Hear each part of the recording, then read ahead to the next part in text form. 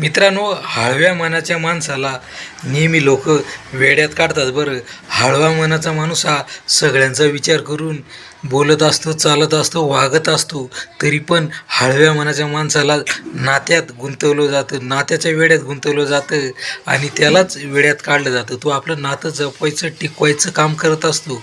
पण हळव्या मनाच्या माणसाला कुणीच समजून घेत नाही. बरं, तो मात्र सगळ्यांना समजून घेत असतो आणि सगळ्यांसाठी करत असतो, चांगलं वागत असतो. पण अशा माणसाला लोक नेहमी गोत्यातच आणत असतात. हळवा मनाचा माणूस राहणं हा काही त्याचा गुन्हा नसतो, पण हळव्या मनाचा माणूस आहे म्हणून लोक त्याचा फायदा उचलून घेत असतात.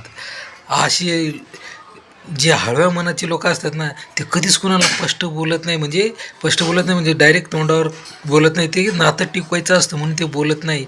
याचा अर्थ त्यांना समजत नाही, असं नाही बरं का. बरोबर ना?